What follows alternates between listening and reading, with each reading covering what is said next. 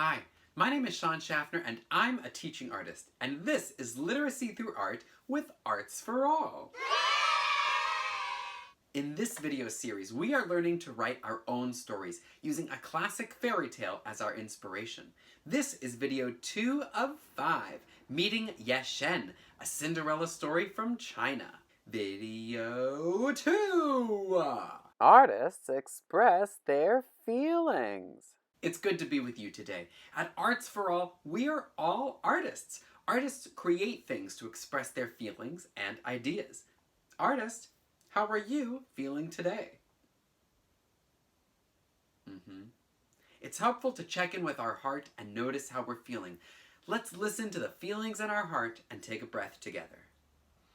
In, out. Did you find a word for your feeling? Let's express that feeling with a sound and a gesture. For example, I am feeling curious, so I'm going to make this sound and gesture.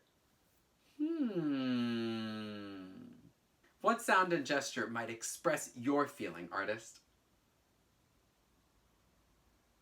Awesome. Thanks for expressing yourself, artist. Remembering Cendrillon. You are a very creative artist, and you can write stories. In our last video, we learned all about the building blocks of stories and met Cendrillon. Do you remember her story? Let's start by recalling the setting. S-E-T-T-I-N-G, where and when is the setting? Where did Cendrillon take place?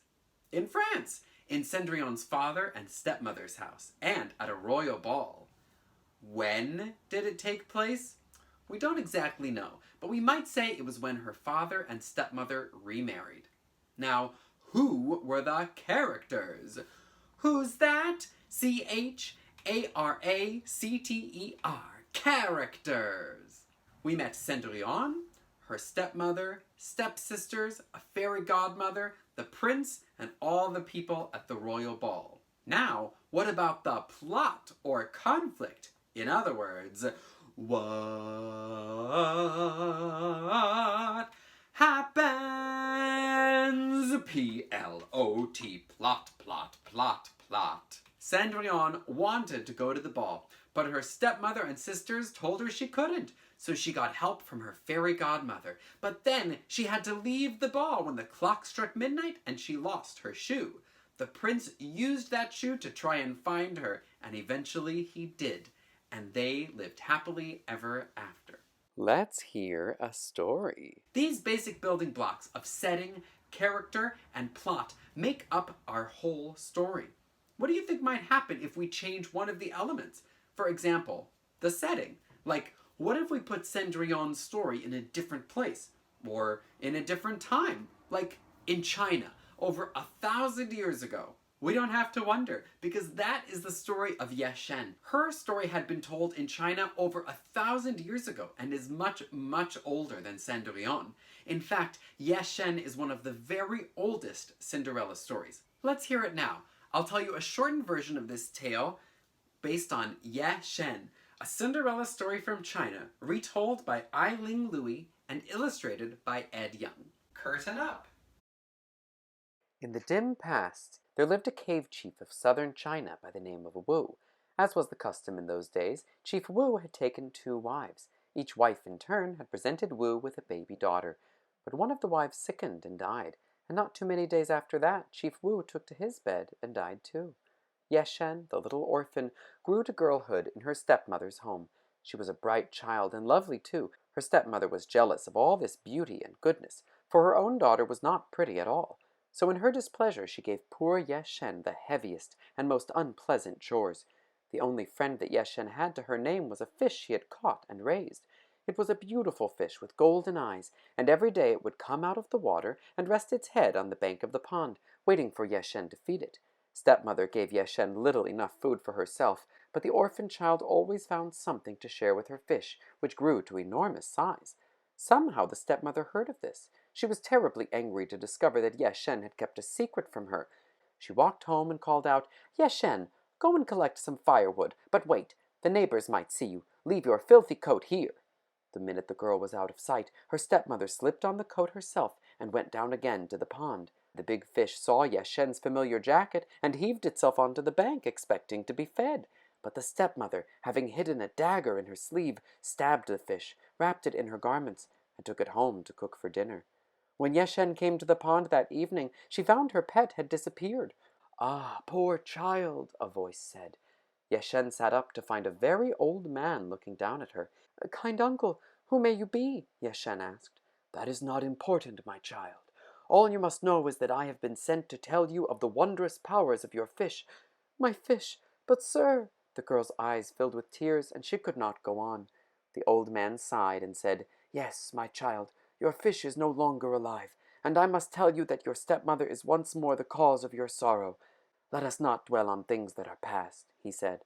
"Now you must listen carefully to this. The bones of your fish are filled with a powerful spirit. Whenever you are in serious need, you must kneel before them and let them know your heart's desire, but do not waste their gifts." Yeshen wanted to ask the old sage many more questions, but he rose to the sky before she could utter another word. With heavy heart, Yeshen made her way to the dung heap to gather the remains of her friend. Time went by, and Yeshen, who was often left alone, took comfort in speaking to the bones of her fish. When she was hungry, which happened quite often, Yeshen asked the bones for food. In this way, Yeshen managed to live from day to day. So the time passed, and spring came. It was the busiest time of the year. Such cooking and cleaning and sewing there was to be done. At the spring festival, young men and young women from the village hoped to meet and to choose whom they would marry. How Yeshen longed to go, but her stepmother had other plans. The stepmother and her daughter dressed themselves in their finery and filled their baskets with sweetmeats. "You must remain at home now and watch to see that no one steals fruit from our trees," her stepmother told Yeshen, and then she departed for the banquet with her own daughter.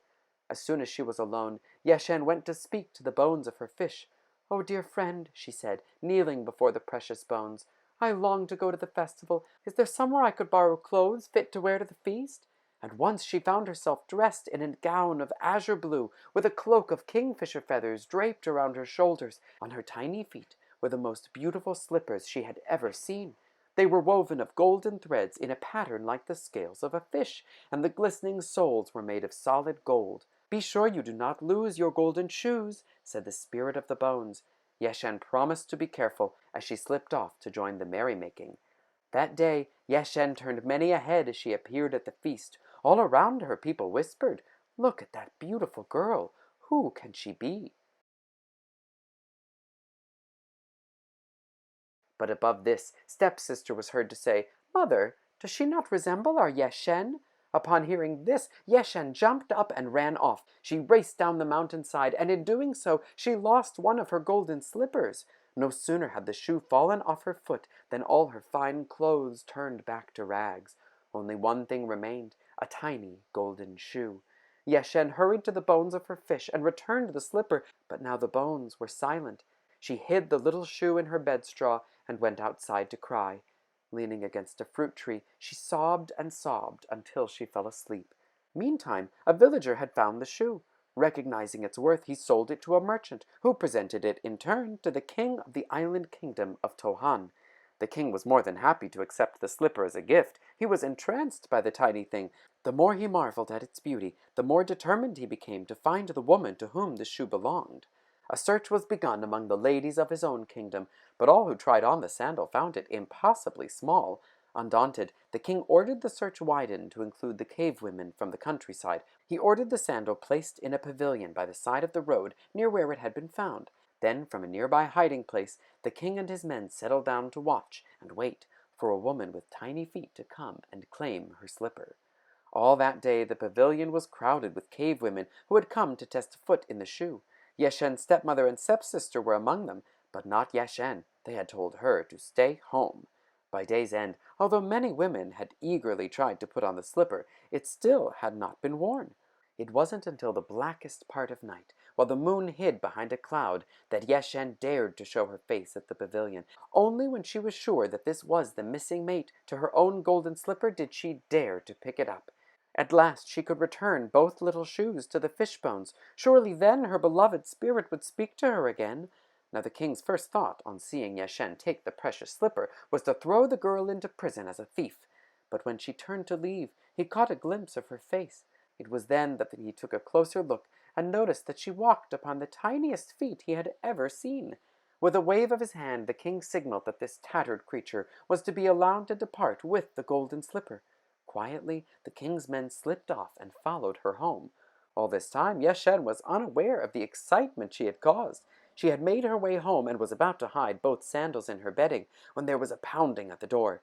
Yeshen went to see who it was and found a king at her doorstep. She was very frightened at first, but the king spoke to her in a kind voice and asked her to try the golden slippers on her feet. The maiden did as she was told, and as she stood in her golden shoes, her rags were transformed once more into the feathered cloak and beautiful azure gown. And the king suddenly knew in his heart that he had found his true love. Not long after this, Yeshen was married to the king, but fate was not so gentle with her stepmother and stepsister. Since they had been so unkind to his beloved, the king would not permit Yeshen to bring them to his palace. Curtain down. Reviewing Yeshen. What did you notice about this story? How was it similar to Cendrillon, and how might it have been different? First, let's look at the setting. setting. Where and when is the setting? Where? In China, in the cave country, at her stepmother's house with its pond and fruit trees, and at our spring festival. And when? We don't exactly know, but a long time ago. Now, who were the characters? Who's that? Character. Character. We met Yeshen, her stepmother and stepsister, a magic fish and a wise old spirit, a king and his helpers, and all the people at the spring festival. What about the plot or conflict? What happens?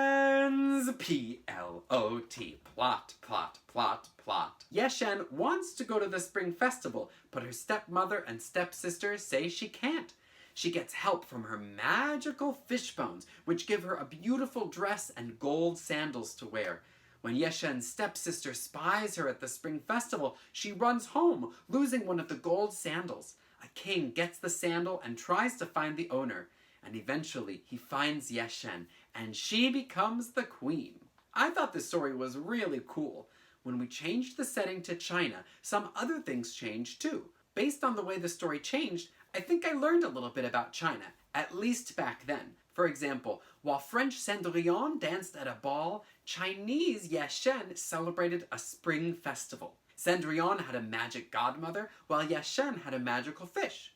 That makes me wonder if fish might be really important in Chinese culture. And while Cendrillon had a glass slipper, Yeshen's shoe was made of gold. Maybe that tells us what each culture finds beautiful, or what materials were available in that area. I wonder what other possibilities there might be. Try this at home. Today, we remembered the story of Cendrillon by Charles Perrault from France. Then, we heard Yeshen, a Cinderella story from China, and compared the two stories using the three basic building blocks of setting, character, and plot. You are a very creative artist, and you can write stories. One way to start, like we saw today, is with the setting. setting. Where and when is the setting? Would you still be you if you were suddenly transported to another house, or another country, or another time? Like our Cinderella, some things might stay the same, but some things might change. Go online, look at magazines or books, or look around you and find 5 images that show an interesting setting. Maybe an igloo, a jungle, or the top of the Statue of Liberty. What stories might happen there? About you? About a Cinderella-type character? Or about anything else? Draw those characters onto the picture. Describe your story with words, or just imagine it. Whatever you do, be sure to have fun. Time to say goodbye. Thanks so much for joining me. Let's give ourselves a round of applause. Wishing you a great day from all of us at Arts for All. See you later. Woohoo! It was really Yay! fun. I really Thanks for enjoyed coming. that. Thanks.